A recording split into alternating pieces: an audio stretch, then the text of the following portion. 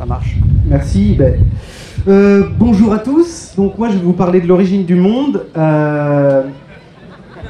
En fait je vais vous parler de tout le temps qui s'est jamais écoulé depuis le Big Bang, parce que sur ma chaîne Balade Mentale, j'essaye modestement de proposer des sujets un peu mindfuck, des trucs qui me remuent un peu l'arrière du crâne. Et j'aime bien les questions du genre, est-ce qu'on peut se représenter tout le temps qui s'est jamais écoulé depuis que le monde est monde? Et puis on va essayer d'aller un peu plus loin, donc on va survoler 13,8 milliards d'années en quelque chose comme un quart d'heure. Donc je vous demanderai d'être indulgent, surtout que je me faisais la réflexion que si je dis une connerie et que vous êtes plusieurs centaines, en fait c'est comme si je l'avais dit plusieurs centaines de fois, et si je suis ennuyant pendant une minute, et ben j'ai été ennuyant en fait en temps cumulé des jours et des jours. Et du coup, ça met un peu la pression. Donc pour essayer de se représenter le temps, moi il y a un personnage qui a travaillé sur le sujet et que je trouve excellent, c'est Carl Sagan. Et le génialissime Carl Sagan, qui était un physicien des années 70, il s'est dit, comment est-ce qu'on peut représenter tout le temps écoulé depuis l'origine du Big Bang et le rendre palpable? Et donc lui, il s'est dit, on va condenser ça en une seule de nos années. Et donc en prenant le temps estimé depuis lequel existe l'univers aujourd'hui, donc 13,8 milliards d'années, si on transpose ça sur une seule de nos années, il faut qu'on arrive à faire tenir 438 ans en une seconde. Sauf que se représenter ça comme ça va être un peu compliqué ici, parce que j'ai pas d'horloge immense, et puis je vous ferai un calendrier. Alors je voulais transposer ça sur une ligne de 100 mètres. Le problème c'est qu'ici il n'y a pas 100 mètres, donc on va essayer d'imaginer que là c'est le point zéro. Ok, donc là le monde vient d'être créé, et tout au bout, on est à l'instant présent. Et on va essayer de comparer les distances qui séparent des événements à d'autres. Donc moi j'avais fait les correspondances en mètres, donc vous allez m'excuser encore une seconde fois, puisqu'il y a tellement de petits chiffres à se rappeler que j'ai mon petit papier. Je remercie au passage Martin qui m'a permis et aidé à faire toutes ces transcriptions qui sont juste un peu énormes. Martin, merci. Donc le monde vient d'être créé, alors pourquoi on n'en sait rien, hein, mais passons là-dessus, et 70 cm après, alors je vais essayer de faire, en partant du postulat que ça c'est 50 mètres, à moitié de 70, là c'est l'apparition des toutes premières étoiles dans l'univers. Ok, donc il y a des étoiles, mais il n'y a toujours pas de galaxies. Pour voir apparaître les premières galaxies, il faut aller à 3 mètres. On va dire que c'est quelque chose comme ça sur 100 mètres, d'accord ? Donc, pour rappel, au bout, on aura parcouru 13,8 milliards d'années. Hein. Michel Bolt, il le fait en 9,69, mais on n'est pas sur les mêmes échelles. Et donc là, j'ai des galaxies, mais j'ai toujours pas la galaxie dans laquelle on se trouve, nous, aujourd'hui, la Voie lactée. Et la Voie lactée, pour la voir apparaître, il va falloir faire 20 mètres sur notre frise de 100 mètres. Alors, je vais aller à peu près un cinquième. On va dire que c'est quelque part par là. Donc voilà, la Voie lactée apparaît. Ok, ça c'est bien. Sauf qu'elle n'a pas encore la forme qu'on lui connaît aujourd'hui, puisqu'elle a une forme spiralée avec 3 jolis bras. Et donc, cette forme-là, pour la voir apparaître, il va falloir aller à 40 mètres. Donc l'univers a déjà 2/5 de son âge. Sauf qu'il n'y a toujours pas notre monde il n'est toujours pas là, il n'y a toujours pas de planète Terre. Et la planète Terre, le système solaire, va se former qu'au bout de 60 mètres sur notre ligne de 100. Donc quelque part par ici. Et pendant tout ce temps-là, dans la galaxie, il y a des étoiles qui se forment, certaines qui explosent, d'autres qui meurent, des systèmes planétaires qui se forment, et l'un d'entre eux, le nôtre, sur lequel on se trouve aujourd'hui, il se forme là. Sauf que la Terre, au début, elle est inerte. C'est une énorme boule de lave sur laquelle, si vous posiez le pied, il se mettrait instantanément à fondre. Et donc, on va devoir aller un peu plus loin pour voir apparaître la vie. Il faut aller jusqu'à 70 mètres. Donc voilà, la vie apparaît sur Terre. L'univers a à peu près les 2/3 de son âge qu'on lui connaît aujourd'hui. Bon, c'est bien, mais cette vie-là, elle a quelle forme? En fait, elle est unicellulaire. En gros, les biologistes vont sauter, hein, si je dis ça, mais moi je la trouve un peu pathétique. Elle n'est pas bien complexe, et pour la voir devenir pluricellulaire, il va falloir faire encore 10 mètres sur notre échelle de 100. Donc je vais essayer de faire un demi-10 mètres. Donc voilà, on est arrivé au bout de 85 mètres. Et là, la vie, donc, elle a des formes pluricellulaires, mais elle n'est toujours pas complexe. Et pour la voir prendre des formes complexes, il faut aller à un événement qui s'appelle l'explosion cambrienne, et qui a lieu à 96 mètres sur notre échelle de 100 du départ.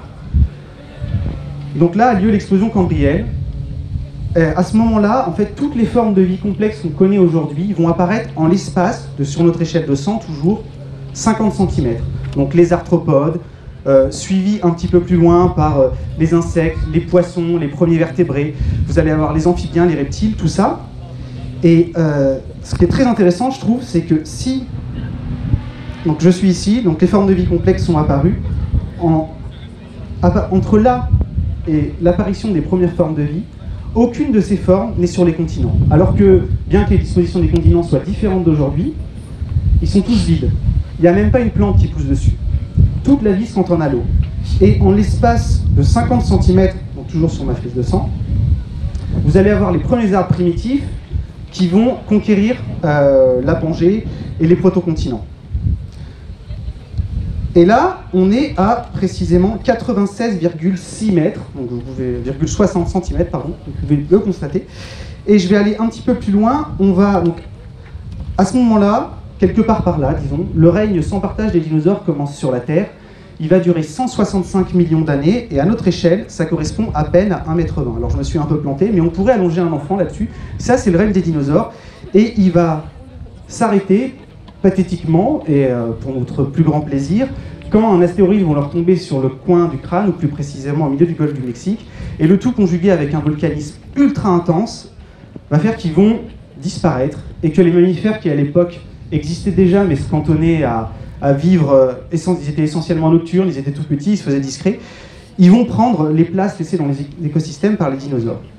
Donc l'astéroïde est venu frapper la Terre, donc là on est à 65 millions d'années aujourd'hui. Alors je vais me reculer un peu parce que je me suis trompé.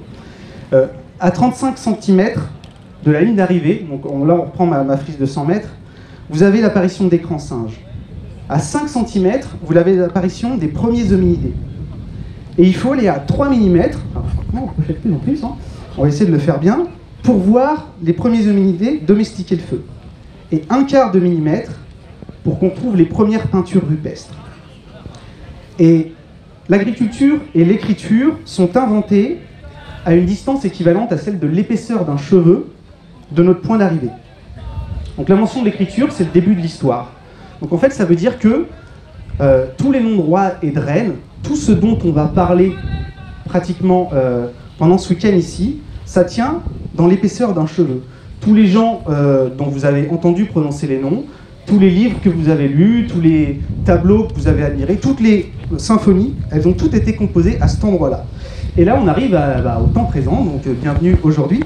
Ça fait plaisir de vous retrouver. Et je voudrais continuer un petit peu l'aventure pour essayer de voir ce qui nous attend. Alors, par un exercice de l'imagination, on va se retourner. Et là, on va imaginer que c'est le temps zéro. Et là-bas, au fin fond de l'horizon, c'est l'éternité. Ça va? Donc, on va aller en direction de l'éternité. Alors, on ne va pas aller aussi loin parce qu'après, ça va devenir spéculatif. Donc, qu'est-ce qui nous attend? Alors, je ne voudrais pas vous spoiler l'avenir, j'espère que vous me ferez mentir, mais je pense que vous allez tous mourir. Et vos enfants vont mourir, et les enfants de vos enfants, et ainsi de suite. Ça, on le sait, par contre, on ne sait pas de quoi sont faits nos vies. C'est ça qui est super cool. Les trajectoires des vies humaines, elles sont imprévisibles. On ne sait pas de quoi, politiquement, sportivement, sociologiquement, demain sera fait. Par contre, on peut savoir des trucs, grâce à la physique notamment, grâce à l'astronomie, à l'astrophysique, sur des phénomènes qui sont beaucoup plus... peut-être simple, je ne sais pas, mais en tout cas qu'on arrive beaucoup plus facilement à comprendre. Et donc, si on repart comme ça, alors là je vais me remettre sur une échelle de 100, donc je vais essayer de prendre des vrais mètres. Et bien, si je fais 0,15 mm, alors je ne vais pas pouvoir les faire, je ne suis pas assez précis, donc d'ici 20 000 ans, et ben, ce sera possible de nouveau d'habiter à côté de Tchernobyl, parce que la zone sera redevenue habitable du fait que l'irradiation ne sera plus dangereuse. Si je fais simplement 1 mm, donc 1 mm à cette échelle-là, c'est 130 000 ans. Donc je fais 130 000 ans en faisant 1 mm. Alors, hop, je vais essayer de le faire, mais en fait, en réalité, il faudrait que je sois là, mais je suis pas... ce serait trop dangereux. Et ben dans 130 000 ans, le ciel qu'on a la chance d'observer ici le soir, si vous pouviez l'observer, il vous serait méconnaissable. Dans la mesure où en fait notre planète gravite autour de notre étoile, elle est entraînée par lui, et lui tourne autour du centre de notre galaxie, et donc en fait la disposition des étoiles dans le ciel change, et donc vous n'auriez plus du tout le même ciel qu'aujourd'hui. Si je fais 7 mm, alors encore une fois il faudrait que je sois vraiment en équilibre, mais on va se dire que je fais 7 mm, donc là on a accompli 1 million d'années. Ben dans 1 million d'années, il y a quelques trucs qu'on sait, qui sont assez rigolos. Alors le premier que j'aime bien, c'est que sans entretien, la pyramide de Gizeh, elle va disparaître. du fait de l'érosion du sable du désert.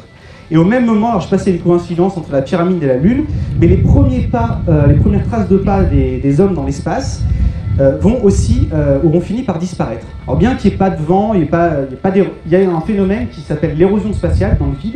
Il y a des particules de haute énergie qui viennent frapper ces traces, et bien qu'elles paraissent immuables, dans 1 million d'années, elles auront fini par devenir méconnaissables.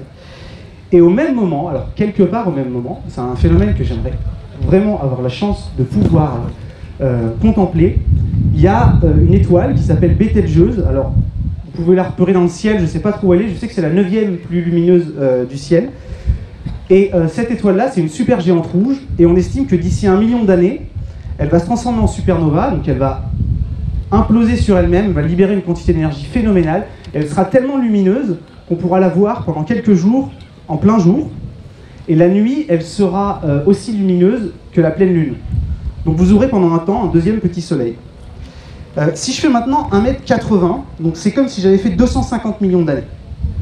Donc il va y avoir un truc qui va poser beaucoup de problèmes géopolitiques, c'est que, vu la façon dont la tectonique des plaques se comporte aujourd'hui, eh ben on pense qu'il y aura un nouveau supercontinent, donc tous les continents vont finir par s'assembler de nouveau pour en former un seul, comme la Pangée à l'origine. Et si je fais 7 mètres, je ne sais pas trop où sont les 7 mètres, on va dire que c'est là, donc là, à ce moment-là, le Soleil aurait gagné 10% en luminosité de plus qu'aujourd'hui. La température de surface sur Terre sera 47 degrés, et à moins que vous soyez une bactérie extrémophile, je vous conseille fortement d'aller habiter ailleurs si vous avez encore la chance d'être vivant. Dans 20 mètres, on va dire que c'est quelque part par là, la température de surface, elle, aura atteint 150 degrés. Du coup, c'est vraiment le temps de déménager si vous étiez une bactérie. Et dans 30 mètres, donc 30 mètres après le présent, donc là, l'univers a 1/3 de plus en âge, en gros, de ce qu'il a aujourd'hui. Vous aurez un phénomène astronomique assez cool aussi, encore une fois, à observer. C'est le fait que la galaxie d'Andromède, qui aujourd'hui est à peine distinctive dans le ciel, va finir par rentrer en collision. Alors on parle de collision, c'est pas des collisions comme des collisions de voitures, en fait c'est 2 énormes amas de nuages de gaz qui vont venir se télescoper, et certains de ces nuages de gaz vont fusionner, et ils vont faire que d'autres étoiles vont naître, et il va y avoir dans le firmament une quantité incommensurablement plus élevée d'étoiles que ce qu'il y a aujourd'hui dans le ciel. Et vous aurez une bande, la Voie lactée, et une autre pratiquement perpendiculaire. Et à la jonction, la création d'étoiles s'intensifiera, le phénomène durera des milliards d'années. Donc en fait, il faudra aller beaucoup, beaucoup plus loin sur la frise, parce que ça va faire une espèce de tourbillon un peu bizarre. Je vous invite d'ailleurs à aller voir des modélisations de ce truc, c'est juste génial. Et là, le ciel est beau. Alors, c'est plus possible d'habiter sur Terre, mais si vous avez déménagé et trouvé un système habitable, vous seriez, alors pas vous, mais vos ancêtres potentiellement encore vivants. Oui, mais après. Après, les étoiles vont brûler leur carburant, et puis elles vont peut-être créer des systèmes solaires, et puis à un moment les étoiles vont s'éteindre, sur des durées de temps qui sont très très très longues. Alors ce qu'on sait aujourd'hui, et je ne voudrais pas aller trop dans la spéculation, mais je voudrais juste vous inviter à se projeter à 700 mètres d'ici, donc toujours avec cette échelle de 100 mètres égale 13,8 milliards d'années. Donc si on va 700 mètres plus loin là-bas, on arrivera à un moment où l'univers sera 8 fois plus âgé qu'aujourd'hui, et où la plupart des étoiles auront brûlé leur carburant. Il n'y aura plus suffisamment de gaz dans les nuages de gaz pour les alimenter, et donc le ciel deviendra terriblement sombre et froid et vide. Et surtout, c'est un moment du temps où, si l'univers continue à accélérer, comme on peut l'observer aujourd'hui, les galaxies qui sont plus éloignées que nous, qu'Andromède, ou les petites galaxies qui nous tournent autour, elles sortiront en fait de ce qu'on appelle l'univers observable, c'est-à-dire que même si elles existeront toujours, on ne pourra plus les voir dans le ciel. Alors je suis désolé, je plombe un petit peu l'ambiance, sauf que on ne sait pas ce qui se passera plus loin, et en même temps, mais là on est dans l'ultra spéculation, parce que ça c'est un scénario parmi tant d'autres, mais c'est celui qu'on observe aujourd'hui, l'accélération de l'expansion de l'univers. C'est possible que sur des temps très très très longs, et il faudrait se projeter en fait à des distances qui sont plus loin que la taille de l'univers aujourd'hui en prenant cette échelle, mais il y a des modèles qui disent que à partir de ce vide froid et relativement flippant, il y aurait d'autres univers qui pourraient émerger. Et moi je trouve ça super cool. Et du coup je vais m'arrêter là sur la théorie du Big Freeze avec un petit mot de Woody Allen que j'aime bien qui disait que l'éternité, c'est long, surtout vers la fin. Je vous remercie.